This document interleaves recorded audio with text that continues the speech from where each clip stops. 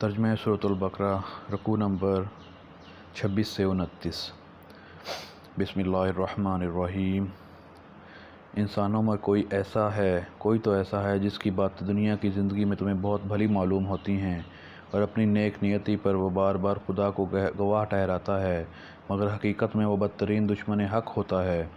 جب اسے اقتدار حاصل ہو جاتا ہے تو زمین میں اس کی ساری دوڑ دھوپ اس لیے ہوتی ہے کہ فساد پھیلائے، کھیتوں کو غارت کرے اور نسل انسانی کو تباہ کرے، حالانکہ اللہ جسے وہ گواہ بنا رہا تھا فساد کو ہرگز پسند نہیں کرتا۔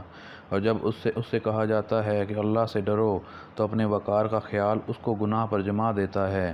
ایسے شخص کے لیے تو بس جہنم ہی کافی ہے اور وہ بہت برا ٹھکانہ ہے۔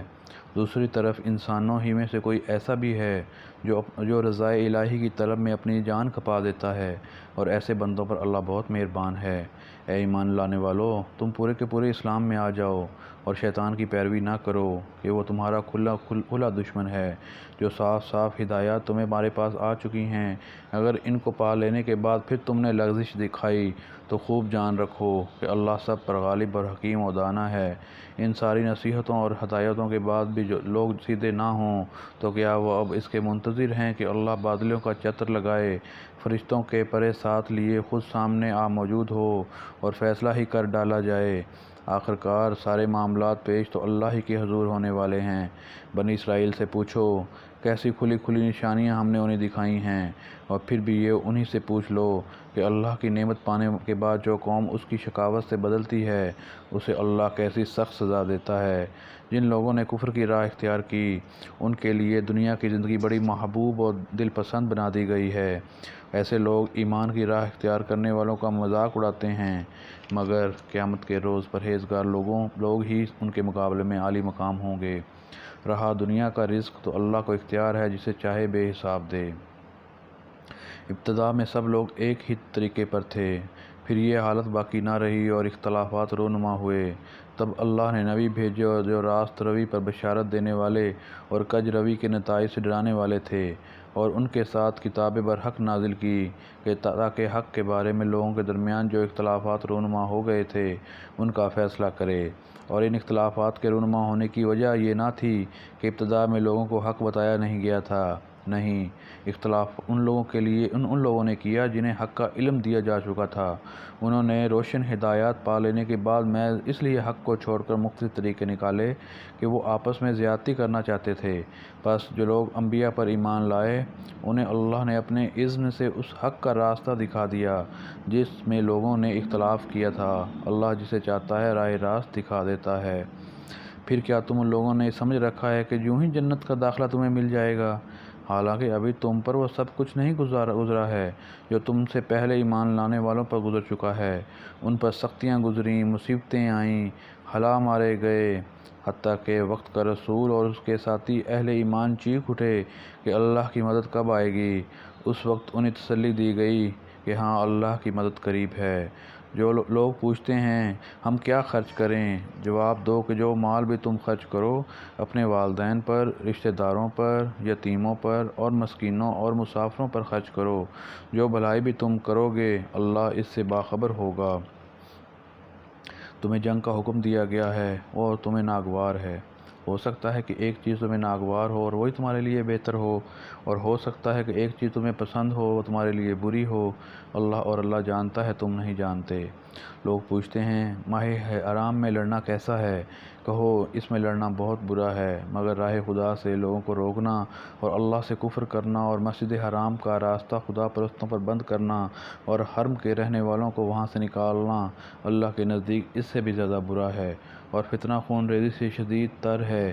وہ تم سے لڑے ہی جائیں گے حتیٰ کہ ان کا بس چلے تمہارے دین سے تم کو پھیر لیے جائیں۔ یہ خوب سمجھ لو کہ تم میں سے جو کوئی اپنے دین سے پھرے گا اور کفر کی حالت میں جان دے گا اس کے اعمال دنیا اور آخرت دونوں میں ضائع ہو جائیں گے۔ ایسے سب لوگ جہنمی ہیں اور ہمیشہ جہنم ہی میں رہیں گے، بخلاف اس کے جو لوگ ایمان لائے ہیں اور جنہوں نے خدا کی راہ میں اپنا گھر بار چھوڑا اور جہاد کیا ہے، وہ رحمت الہی کے جائز امیدوار ہیں۔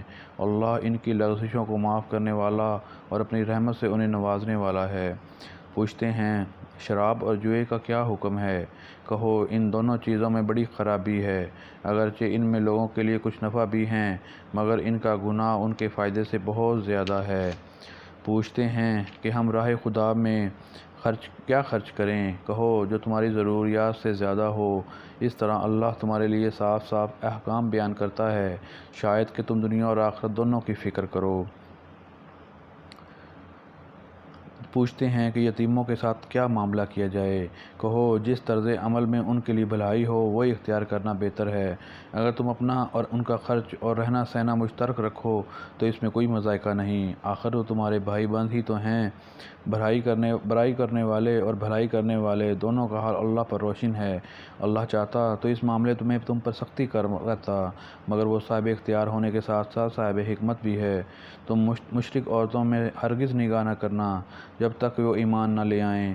ایک مومن لونڈی مشرک شریف زادی سے بہتر ہے، اگر وہ تمہیں بہت پسند ہے، اور اپنی عورتوں کے نکاح مشرک مردوں سے کبھی نہ کرنا جب تک وہ ایمان نہ لے آئیں۔ ایک مومن غلام مشرک شریف سے بہتر ہے، اگر وہ تمہیں بہت پسند ہو۔ یہ لوگ تمہیں آگ کی طرف بلاتے ہیں، اور اللہ اپنے اذن سے تم کو جنت اور مغرب کی طرف بلاتا ہے، جنت اور مغفرت کی طرف بلاتا ہے، اور اپنے احکام واضح طور پر لوگوں کے سامنے بیان کرتا ہے۔ توقع ہے کہ وہ سبق لیں گے اور نصیحت قبول کریں گے۔ پوچھتے ہیں حیض کا کیا حکم ہے؟ کہو وہ ایک گندگی کی حالت ہے، اس میں عورتوں سے الگ رہو اور ان کے قریب نہ جاؤ جب تک کہ وہ پاک صاف نہ ہو جائیں، پھر جب وہ پاک ہو جائیں تو ان کے پاس جاؤ، اس طرح جیسا کہ اللہ نے تم کو حکم دیا ہے۔ اللہ ان لوگوں کو پسند کرتا ہے جو بدی سے باز رہیں اور پاکیزگی اختیار کریں۔ تمہاری عورتیں تمہاری کھیتیاں ہیں، تمہیں اختیار ہے جس طرح چاہو اپنی کھیتی میں جاؤ، مگر اپنے مستقبل کی فکر کرو اور اللہ کی ناراضی سے بچو۔ خوب جان لو کہ تمہیں ایک دن اس سے ملنا ہے، اور اے نبی جو تمہاری ہدایات کو مان لیں انہیں فلاح و سعادت کی خوشخبری سنا دو۔ اللہ کے نام کو ایسی قسمیں کھانے کے لیے استعمال نہ کرو جن سے مقصود نیکی اور تقوی اور بندگان خدا کی بھلائی کے کاموں سے باز رہنا ہو۔ اللہ تمہاری ساری باتیں سن رہا ہے اور سب کچھ جانتا ہے۔ جو بے معنی قسمیں تم بلا ارادہ کھا لیا کرتے ہو ان پر اللہ گرفت نہیں کرتا، مگر جو قسمیں تم سچے دل سے کھاتے ہو اس کی باز پرس وہ ضرور کرے گا۔ اللہ بہت درگزر کرنے والا اور بردبار ہے۔ جو لوگ اپنی عورتوں سے تعلق نہ رکھنے کی قسم کھا بیٹھے ہیں ان کے لیے 4 مہینے کی مہلت ہے۔ اگر انہوں نے رجوع کر لیا تو اللہ معاف کرنے والا اور رحیم ہے۔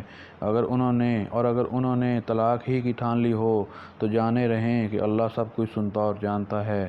جن لوگوں کو طلاق دی گئی ہو وہ 3 مرتبہ ایام ماہواری آنے تک اپنے آپ کو روکے رکھیں، اور ان کے لیے جائز نہیں ہے کہ اللہ نے ان کے رحم میں جو کچھ خلق پایا وہ اسے چھپائیں۔ انہیں ہرگز ایسا نہ کرنا چاہیے۔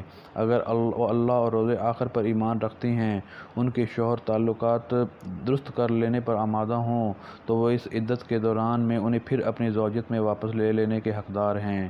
عورتوں کے لیے بھی معروف طریقے پر ویسے ہی حقوق ہیں جیسے مردوں کے حقوق ان پر ہیں، البتہ مردوں کو ان پر ایک درجہ حاصل ہے، اور سب پر اللہ غالب اقتدار رکھنے اور حکیم و دانا موجود ہے۔ طلاق 2 بار ہے، پھر یا تو سیدھی طرح عورت کو روک لیا جائے یا بھلے طریقے سے ان کو رخصت کر دیا جائے، اور رخصت کرتے ہوئے ایسا کرنا تمہارے لیے جائز نہیں ہے کہ جو کچھ تم انہیں دے چکے ہو اس میں سے کچھ واپس لے لو۔ البتہ یہ صورت مستثنیٰ ہے کہ زوجین کو اللہ کے حدود پر قائم نہ رہ سکنے کا اندیشہ ہو۔ ایسی صورت میں اگر تمہیں یہ خوف ہو کہ وہ دونوں حدود الہی پر قائم نہ رہیں گے تو ان دونوں کے درمیان یہ معاملہ ہو جانے میں مضائقہ نہیں کہ عورت اپنے شوہر کو کچھ معاوضہ دے کر علیحدگی حاصل کر لے۔ یہ اللہ کی مقرر کردہ حدود ہیں، پھر ان سے تجاوز نہ کرو، اور جو لوگ حدود الہی سے تجاوز کریں وہی ظالم ہیں۔ پھر اگر دوبارہ طلاق دینے کے بعد شوہر نے عورت کو تیسری بار طلاق دے دی تو وہ عورت پھر اس کے لیے حلال نہ ہوگی، الا یہ کہ اس کا نکاح کسی دوسرے شخص سے ہو، وہ اسے طلاق دے دے۔ تب اگر پہلا شوہر اور یہ عورت دونوں خیال کریں کہ حدود الہی پر قائم رہیں گے تو ان کے لیے ایک دوسرے کی طرف رجوع کر لینے میں کوئی مذائقہ نہیں۔ یہ اللہ کی مقرر کردہ حدیں ہیں جنہیں وہ ان لوگوں کی ہدایت کے لیے واضح کر رہا ہے جو ان حدوں کو توڑنے کا انجام جانتے ہیں۔ جب تم عورتوں کو طلاق دے دو اور ان کی عدت پوری ہونے کو آ جائے تو یہ بھلے طریقے سے انہیں روک لو یا پھر بھلے طریقے سے رخصت کر دو۔ محض ستانے کی خاطر انہیں نہ روکے رکھنا کہ یہ زیادتی ہوگی، اور جو ایسا کرے گا وہ در حقیقت اپنے آپ ہی پر ظلم کرے گا۔ اللہ کی آیات کا کھیل نہ بناؤ، بھول نہ جاؤ کہ اللہ نے کس نعمت عظمیٰ سے تمہیں سرفراز کیا ہے۔ وہ تمہیں نصیحت کرتا ہے کہ جو کتاب اور حکمت اس نے تم پر نازل کی ہے اس کا احترام ملحوظ رکھو۔ اللہ سے ڈرو اور خوب جان لو کہ اللہ کو ہر بات کی خبر ہے۔ آمنت باللہ، صدق اللہ العظیم۔